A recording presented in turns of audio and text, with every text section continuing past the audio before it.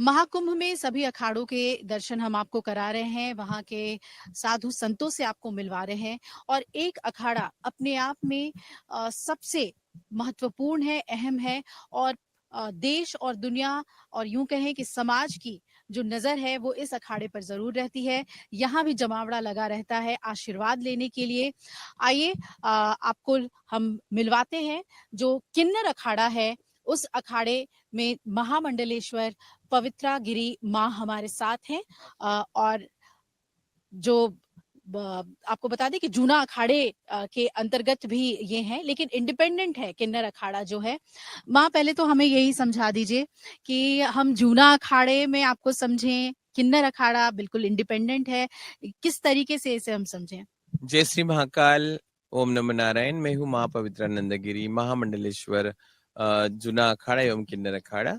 और सभी लोग हमेशा ये सवाल करते हैं, और लेकिन सबसे पहले मैं सभी देशवासियों का स्वागत करती हूँ 2025 महाकुंभ में। सब लोग आइए, अच्छे से सेफ्टी से आइए, स्नान करिए, माँ गंगा का आशीर्वाद लीजिए और अपने घर परिवार को सुखी रखिए।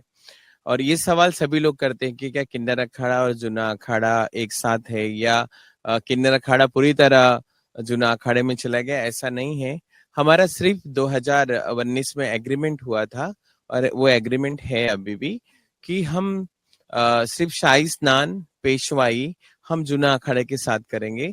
बाकी हमारा किन्नर अखाड़ा जो है वो इंडिपेंडेंट है, और वो 14वां अखाड़े के साथ है। जी, तो हमेशा से ये कहा गया जो एक विरोध रहा आप लोगों को लेकर, ज़रा वो कथा भी हम आपसे सुनना चाहेंगे। कैसे वो एक हम इसे एक आंदोलन कह सकते हैं, है ना? एक आध्यात्मिक आंदोलन आप लोगों ने किया कि हमें भी स्थान मिलना चाहिए। इसकी शुरुआत कैसे हुई? 2013 में हम और माता जी डॉक्टर लक्ष्मी नारायण त्रिपाठी जी और मैं पवित्रा जी और हमारे 2-3 साथी थे। तो हम लोगों के दिल में ऐसे ही आया कि अभी हमने सनातन की तरफ रुख करना चाहिए, और हम लोग ऐसा मिलके कुछ करते हैं, ताकि हमारे हिंदू के बच्चे बहुत सारे इस्लामीकरण हो रहा था, बहुत सारे अपना धर्म चेंज कर रहे थे, क्योंकि समाज में इतना अवेयरनेस नहीं है ट्रांसजेंडर और किन्नर के बारे में। क्योंकि सभी को कमाना है, सभी को घर वाले बाहर से जब निकाल देते हैं कि तुम किन्नर हो, तुम ऐसे हो, तुम्हारे वजह से हमारी बदनामी हो रही, तो जब फैमिली हमें डिसोन करती है, तो हम लोग हमारे जैसी भावनात्मक लोगों के पास जाते रहते हैं, जो हमारा समाज है। और इसी के चलते बहुत सारा इस्लामीकरण हो रहा था।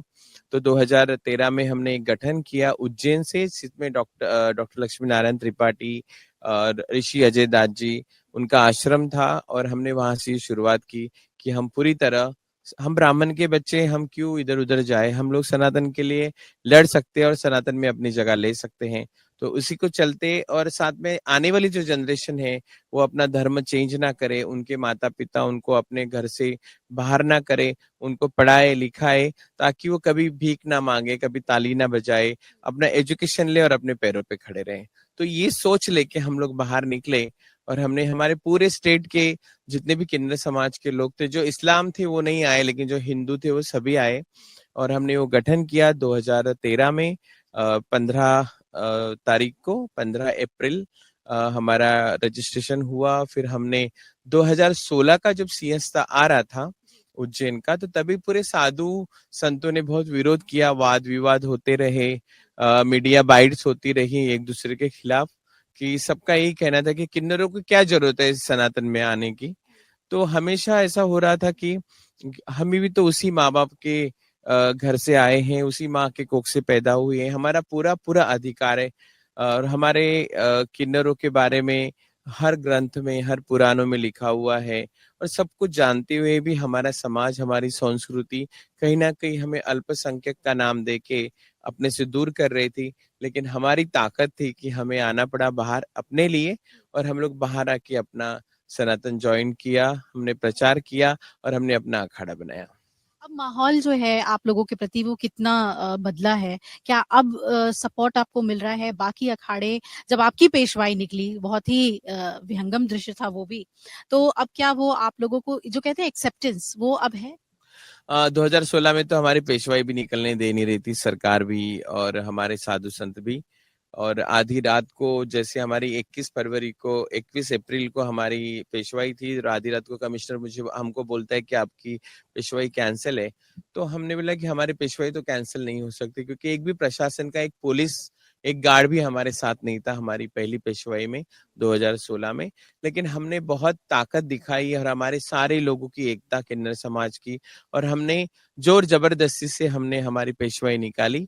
और उसी वक्त हरगिरी महाराज जी हमारे साथ जुड़े और उन्होंने हमारा हाथ पकड़ा, क्योंकि हमें लगता था कि, और आज भी लगता है, लगता था नहीं, आज लगता है कि मर्यादा पुरुषोत्तम अगर है राम जी के बाद, तो श्री महंत हरगिरी महाराज जूना अखाड़ा, उन्होंने हमें सपोर्ट किया, उन्होंने हमें हमारा हाथ पकड़ा, माता जी को, लक्ष्मी नारायण त्रिपाठी जी को आचार्य जी बनाया, और उन्होंने बोला कि आपको डरने की जरूरत नहीं है धर्म में आने के लिए, कोई कुछ भी अटकलें लगाए, जब अच्छा काम करते हैं तभी लोग बुरा बोलते हैं, जब बुरा बोलते हैं तभी बुरा बोलते हैं। लेकिन ऐसी बात हो गई कि उन्होंने हमारा हाथ पकड़ा और हमें हमारा विलय किया। बिल्कुल। और आपने अभी कहा कि हम 14वें अखाड़े हैं, और एक अखाड़े का जो स्वरूप होता है, ध्वजा भी हमें देखने को मिल रहा है, आपका ध्वजा भी है, जो हर एक अखाड़े में बिल्कुल प्रांगण में धर्म ध्वजा होता है। ये बताइए कि अभी इस अखाड़े में कितने सन्यासी किन्नर हैं? ये हमारा चौथा कुंभ है।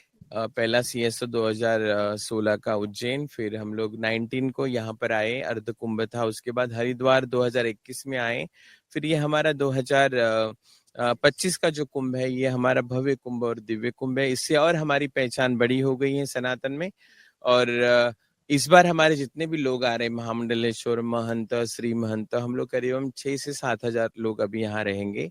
और फिर कुछ लोग माइग्रेंट पॉपुलेशन जैसे होते हैं कि सबको अपने काम है, आना जाना करते हैं, और हम लोग सभी यहाँ पर रहेंगे। आपके इष्ट देव के बारे में बताइए, अपनी पूजा दिनचर्या के बारे में बताइए, साधना आप लोग कैसे करते हैं, वो सब जानना चाहूंगी। आप देख ही रहे हैं कि बाहर सारे हवन बन रहे हैं, मंदिर बन रहा है। हमारे यहाँ अघोरी पूजा भी होगी और वैष्णव पूजा भी होगी, और सभी पूजा हम करते हैं, क्योंकि हम तो शिव के भक्त हैं और शिव हमारे इष्ट है। तो शिव जी की पूजा तो सभी जानते हैं कि एग्जैक्ट शिव जी क्या होते हैं। हमारे कुछ किन्नर अघोरी काली की पूजा करते हैं, तारापीठ है, कामाख्या माँ है, माता जी कामाख्या से हैं, महामंडलेश्वर।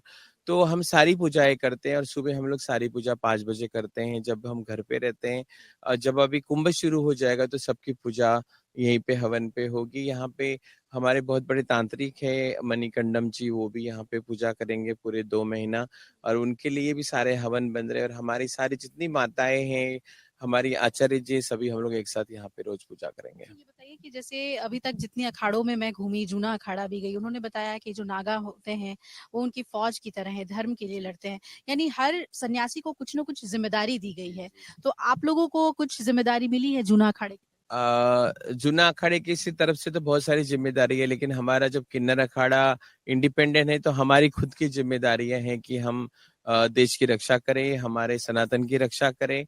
और जैसे नागा साधु एक बहुत बड़ी हमारी जैसे फौज है, हमारे देश के जो बॉर्डर पे लड़ते हैं उनसे बड़ी फौज हमारे नागा साधुओं की है।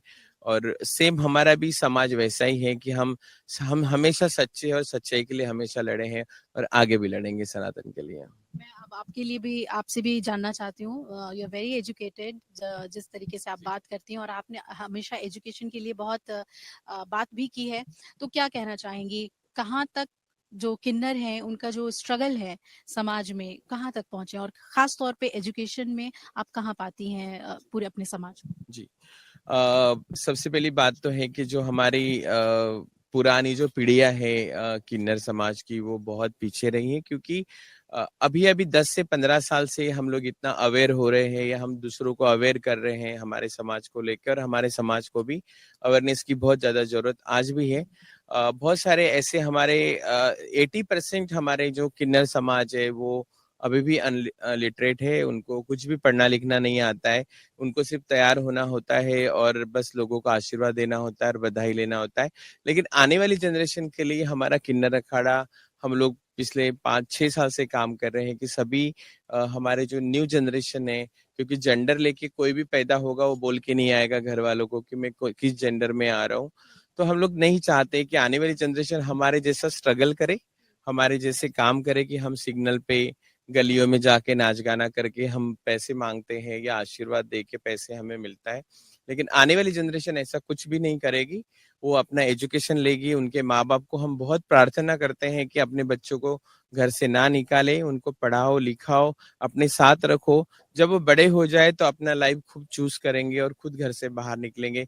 तब तक आपकी पूरी ज़िम्मेदारी है अपने बच्चों को साथ में रखने की। यही हमारी सबसे विनती होती है और मैं अनुरोध करती हूँ सभी देश के माता-पिताओं को कि हमारे जैसे बच्चा किसी के घर में भी पैदा होगा, वो बोल के नहीं आएगा कि मैं किस जेंडर से आ रहा हूँ। तो आप उनका ख़्याल रखिए, उनको प्यार दीजिए, उनको घर से बाहर ना निकालिए। मेरा आखिरी सवाल आपसे यही है कि शास्त्रों में क्या इस बात का ज़िक्र है? हमें बताइए कि जब एक किन्नर का आशीर्वाद मिलता है, तो क्योंकि मैं देख रही हूँ दूर-दूर से लोग सिर्फ़ और सिर्फ़ आपके चरण छूने के लिए आ रहे हैं।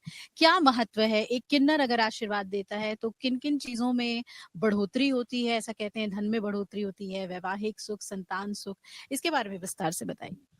सबसे बड़ी बात है कि हमेशा एक समाज में एक वाद और एक विवाद रहा है कि आशीर्वाद के लिए किन्नर चाहिए। अगर किन्नर को कुछ काम चाहिए, किन्नर को किसी की मदद चाहिए तो किन्नर बुरे लगते हैं, किन्नर गाली देते हैं, लेकिन ऐसा नहीं है क्योंकि जब किन्नर आशीर्वाद देते हैं तो सबका कल्याण होता है, उसका परिवार बहुत सुखी होता है। साथ में ₹1 का सिक्के के लिए तादाद से लोग हमारे पास आते हैं कि माँ जी मेरे पास तो कुछ भी धन दौलत नहीं है, मैं बहुत गरीब हूँ और मुझे वो भी दाँतों से काट के ₹1 का सिक्का माँगते हैं। तो कहीं न कहीं सबकी एक बहुत ज़्यादा क्या उसे बोलते हैं, भरोसा है, हमें विश्वास है हम पे कि जब हमारे भक्त हमें ₹1 का सिक्का माँगते हैं, तो उनको कहीं न कहीं अपने परिवार में, अपने जीवन में बहुत सारी सुधारणाएँ उसे फ़ील होती है, महसूस करते हैं। तभी जाके वो दूर-दूर से आके हमें ₹1 का सिक्का माँगते हैं ताकि हमारे घर में धन बरसे, हमारा परिवार सुखी रहे और हम लोग स्वस्थ रहें। आपका बहुत-बहुत धन्यवाद पवित्रा जी। बहुत सुंदर बातें आपने कही हैं और ख़ास तौर पे जो किन्नर समाज है उसके उत्थान की बात धर्म के साथ अगर हो तो उससे बेहतर और कुछ नहीं हो सकता और किन्नर अखाड़े की यही कोशिश है कि समाज के वो किन्नर जो शिक्षा से दूर हैं आर्थिक तौर पे कमज़ोर हैं वो आध्यात्म से जुड़े आगे आएँ। ऐसे ही अखाड़ों में हम आपको तस्वीरें दिखाते रहेंगे और ऐसे ही साधु संतों से मिलवाते रहेंगे। कैमरामैन कमल के साथ अभिलाषा पाठक, प्रयागराज महाकुंभ से अमर उजाला के लिए। अमर उजाला जीवांजलि के सारथी की मदद लें और महाकुंभ में स्नान जरूर करें।